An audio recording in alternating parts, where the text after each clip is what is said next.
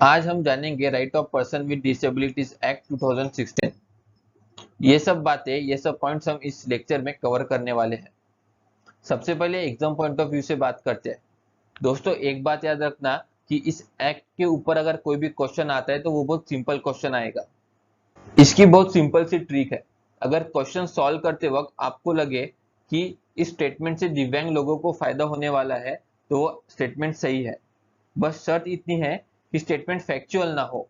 करीब 8 साल हो गए हैं इस एक्ट को इम्प्लीमेंट होने में, बट फिर भी हम ये एक्ट पढ़ रहे हैं क्योंकि सुप्रीम कोर्ट ने इस एक्ट के इम्प्लीमेंटेशन पर निराशा व्यक्त की है। कोर्ट ने कहा है कि इस एक्ट का इम्प्लीमेंटेशन बहुत ही खराब परिस्थिति में है। कोर्ट ने ministry of social justice and empowerment को यह भी कहा है कि लास्ट पिक्चर पर फोकस करे और अगले सुनवाई में इस एक्ट के रिलेटेड किए हुए चेंजेस में अपडेट दे।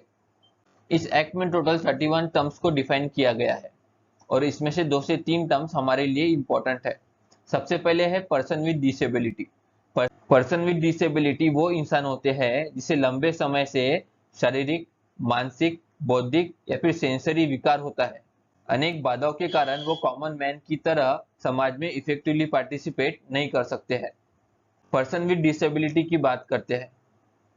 अगर किसी इंसान को सर्टिफाइंग अथॉरिटी द्वारा मेंशन की गई डिसेबिलिटी 40% से ज्यादा है तो उसे या फिर उस इंसान को पर्सन विद बेंचमार्क डिसेबिलिटी कहा जाएगा। अब बात करते हैं कि स्पेशल एम्प्लॉयमेंट एक्सचेंज मतलब क्या है या फिर इसकी डेफिनेशन क्या है। स्पेशल एम्प्लॉयमेंट एक्सचेंज का अर्थ होता है कि कोई भी ऑफिस या फिर प्लेस जो सरकार द्वारा दिव्यांग लोगों की जानकारी इकट्ठा करने और देने के लिए बनाया या चलाया जाता है। दोस्तों, अब बात करते हैं इस एक्ट के रिलेटेड 3 इंपॉर्टेंट पॉइंट। ये एक्ट 2007 में United nation convention on right of person with disabilities को मान्यता देने के लिए पारित किया गया था। यह पर्सन विद डिसेबिलिटीज एक्ट 1995 को रिप्लेस करता है। इस एक्ट में डिसेबिलिटीज की डेफिनेशन और क्लासिफिकेशन को एक्सपांड किया गया है और ये इस एक्ट का सबसे मेजर चेंज है। आज की लेक्चर की one of the important slide. इस एक्ट में 21 डिसेबिलिटीज को रिकॉग्नाइज किया गया है। दोस्तों, नंबर याद रखना 21 क्योंकि एग्जाम में एज ए फैक्चुअल स्टेटमेंट आ सकता है। Cerebral palsy, leprosy, Parkinson disease, acid attack और ये राइट साइड में मेंशन किए गए सभी डिसेबिलिटी इस एक्ट के अंदर आते हैं।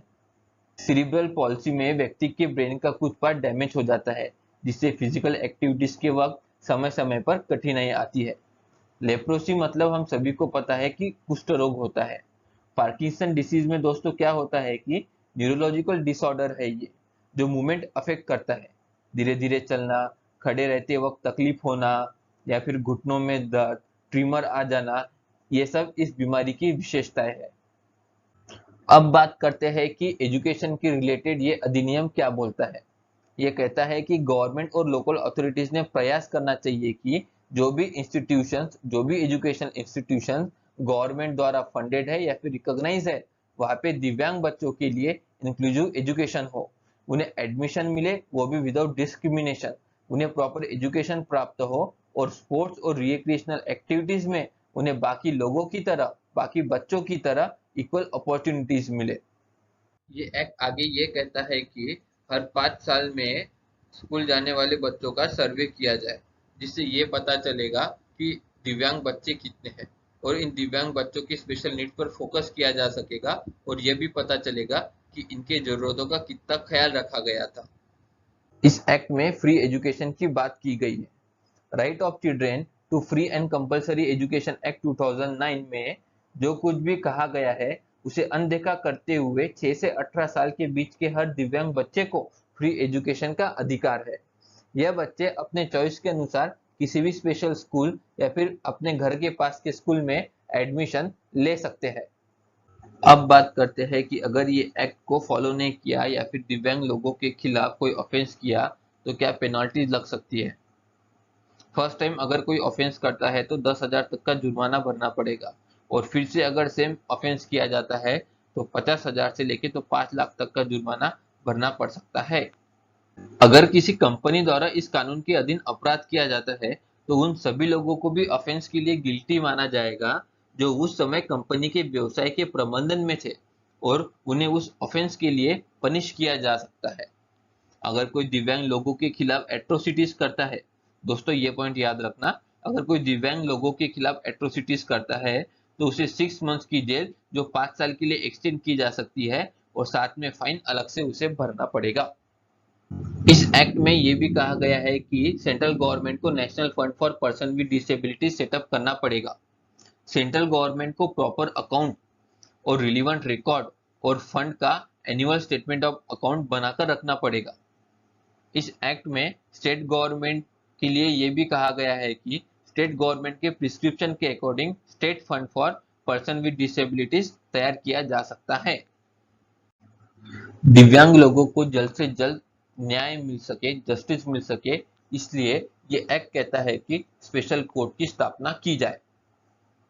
दोस्तों अब आ गए हैं हम इस लेक्चर के लास्ट टॉपिक पे। सेंट्रल गवर्नमेंट चाहे तो एक chief commissioner for person with disabilities को अपॉइंट कर सकती है। चीफ कमिश्नर को असिस्ट करने के लिए 2 कमिश्नर को भी अपॉइंट कर सकती है, बट शर्त यह है कि 2 में से एक कमिश्नर दिव्यांग होना चाहिए। इसी तरह स्टेट गवर्नमेंट भी state commissioner for person with disabilities को अपॉइंट कर सकती है, बट यहाँ पे कोई भी व्यक्ति स्टेट कमिश्नर नहीं बन सकता है। उस इंसान को स्पेशल नॉलेज या फिर प्रैक्टिकल एक्सपीरियंस होना चाहिए रिहेबिलिटेशन के फील्ड का। तो फ्रेंड्स, ये थी information right to person with disabilities act 2016 के बारे में। आपसे विनंती है कि इस वीडियो को लाइक करें, मेरे इस YouTube channel skips only YouTube channel को सब्सक्राइब करें और गवर्नमेंट एग्जाम की पढ़ाई करने वाले तमाम बच्चों के साथ इस वीडियो को शेयर करें।